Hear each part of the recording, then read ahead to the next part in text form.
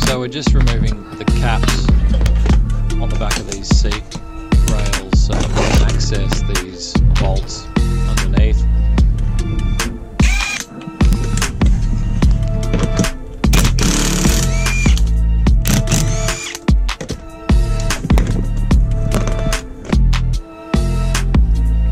So those rear bolts are out. We're just going to pull these front bolts out.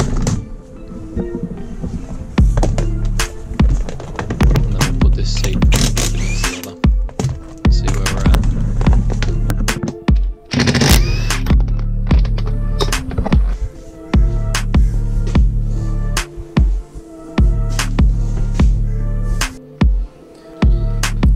So I just wanted to show the difference in the quality of these seats.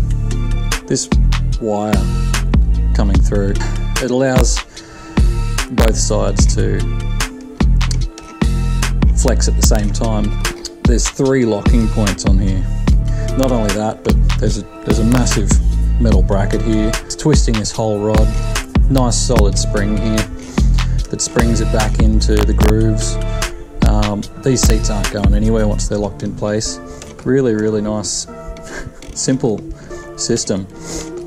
And then we come over to the Hilux seat, and you start to realise how flimsy this wire is. It has to pull and release the right side, and if this hasn't stretched, it will then start to pull on the left side, which is probably why people have so much trouble actually moving their seats back and forth in those Hiluxes. Difficult to say the least. So I can't wait to get these new seats in there. They're going to be a breeze to use, and they're going to be quite a breeze to modify as well. I really don't see any big issues with this. It's as simple as taking this bracket off and using this bracket from the old one, and we're just going to weld that back into place here and make sure that's rock solid. So we're going to actually cut these off, put this seat in place. These front two work quite well. This hole needs to be moved slightly, but for the most part these two work quite well. We basically just need to put these 2 brackets, probably both of them, in place on this chair and put them where they need to go. We'll bolt them in, put the chair on, and actually mark where they need to be welded on. We will then figure out what we're going to do from there, whether we bolt them or whether we actually weld a full bead across there.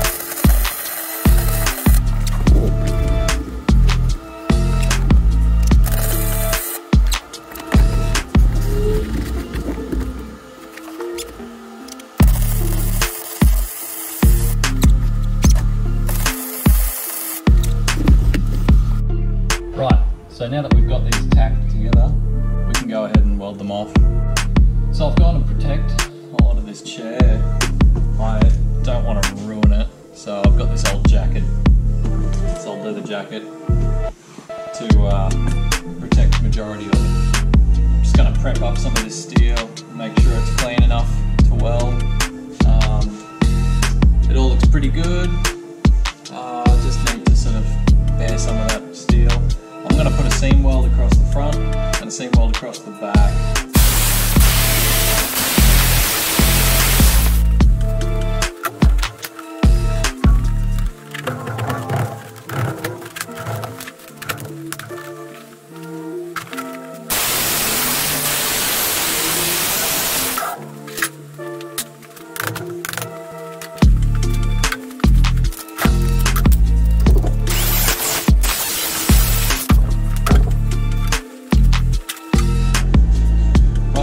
Start welding this bracket. Let's give it a go.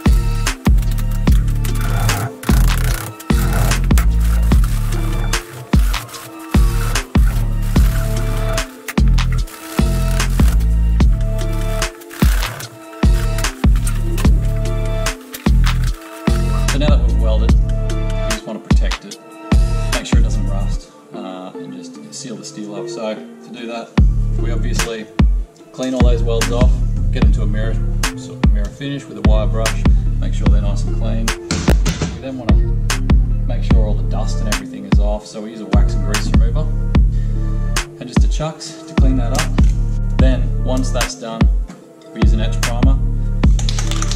That gives us first coat and it makes sure that the black's going to adhere.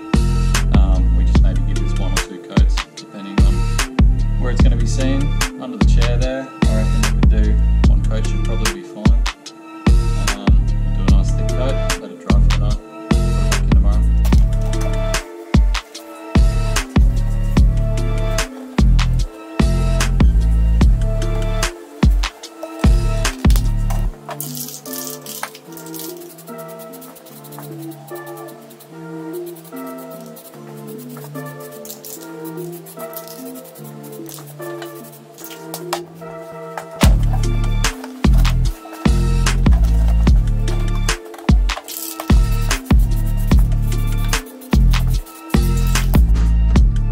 Not too long, wood based, it's drying pretty quickly, as you can see over here already. Give it 15, come back and do a black coat over the top.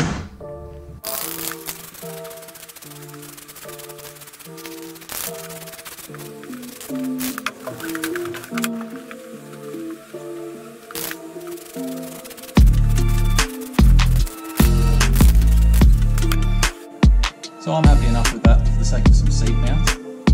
They're not going to be seen too easily underneath. They don't need to be too pretty. They just need to be structural.